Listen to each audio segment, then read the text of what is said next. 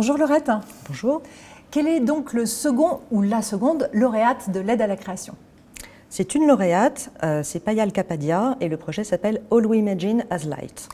Et nous voilà partis en Inde avec Prabha et Anu, deux femmes qui, pour des raisons différentes, ne peuvent vivre pleinement leur désir. Soit parce que les règles sociales et politiques l'interdisent, soit parce qu'elles s'autocensurent elles-mêmes, victimes d'années ancestrales de patriarcat. Mais à l'occasion d'un déplacement en province, une forêt tropicale pourrait bien devenir un espace de liberté inattendu. Bonjour. Bonjour. Alors, mon petit doigt me dit que vous n'êtes pas Payal Kapadia. Non, je suis Thomas Hakim, son producteur. Eh bien, merci de la représenter pour recevoir le prix. Laurette, on sait à quel point la condition des femmes est difficile en Inde, mais au-delà de ce contexte social, qu'est-ce qui vous a particulièrement plu dans ce scénario? Qu'est-ce que vous avez pris pour de la lumière, si je m'en réfère au titre? Le fait que justement, malgré une condition sociale très dure, on n'est pas du tout dans un scénario qui est dans le pathos ou dans la revendication pure et simple, mais dans une peinture extrêmement délicate en fait, des sentiments et des parcours de ces trois femmes, avec aussi une petite touche d'humour, ce qui n'est pas déplaisant, et beaucoup de poésie, ce qui n'est pas désagréable non plus. Thomas, vous êtes le producteur, vous le disiez, avec votre associé Julien Graf au sein de Petit Chaos, et la réalisatrice, vous la connaissez bien puisque vous aviez également produit son premier documentaire, Toute une nuit sans savoir, qui est reparti de la quinzaine des réalisateurs avec l'Œil d'Or en 2021. C'était donc, j'imagine, naturel pour vous de l'accompagner vers le long métrage et ça marque aussi pour vous votre première production de long métrage de fiction. Oui, totalement. Même ce qui s'est passé, c'est que ce film-là, on a commencé à le développer avec Payal, du coup, il y a maintenant 3 ans et demi, et qu'on a fait le documentaire qui a pris un peu moins de temps entre les deux. Et du coup, oui, c'est une collaboration qu'on a commencé en fait de manière générale il y a maintenant presque 4 ans et qui se passe très très bien. Ouais, vous avez un beau sourire là. Alors le film évoque la quasi-impossibilité pour les femmes indiennes de choisir librement leur partenaire de vie. L'amour est à ce point lié aux religions et aux castes en Inde? Oui, Payal en parle très bien en disant que dans son pays, et d'ailleurs, pour la citer, elle dit que partout dans le monde, mais particulièrement en Inde, l'amour est politique. Et c'est vrai que aimer qui on veut, c'est pas donné comme par exemple en France où on va dire qu'il y a moins de difficultés.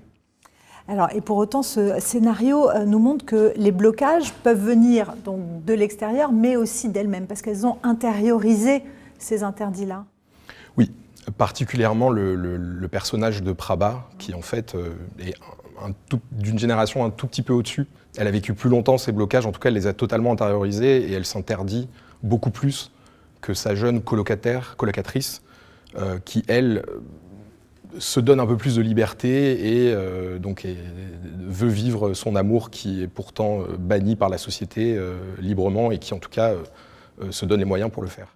Alors formellement, le projet de Payal n'est pas à proprement parler un drame social, réaliste.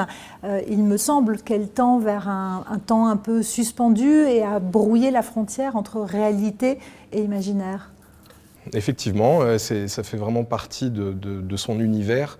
Il y a toute une écriture sonore qui accompagne en fait l'intériorité des personnages. Elle le retranscrit par notamment le travail au son.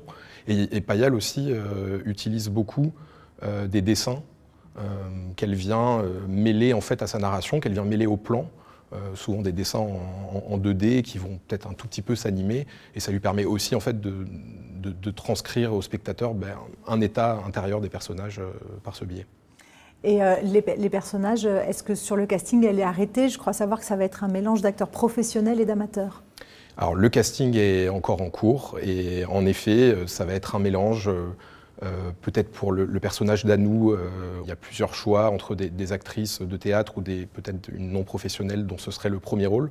Le rôle s'y prête particulièrement. Et en effet, il y aura aussi donc, des acteurs plus confirmés. Et pour les seconds rôles aussi, notamment toutes les infirmières dans l'hôpital, l'idée ce serait de caster des vraies infirmières. Ouais. Vous envisagez de tourner quand? C'est pour bientôt? Alors oui, c'est pour l'année prochaine. Donc le tournage va se dérouler en 2 parties. Puisque le film, du coup, se passe pendant 2 saisons différentes. Donc il y a la saison de la mousson, qui est la partie urbaine, citadine du film, et ensuite l'embellie, on pourrait dire, plus dans la nature. Oui. Bon courage, bon tournage. Laurette, je vous invite à lui remettre officiellement ce prix. Donc pour Payal, on compte sur vous Oui. pour lui transmettre ce magnifique trophée Je transmettrai. de l'aide à la création. Et ben voilà. Merci beaucoup. Merci.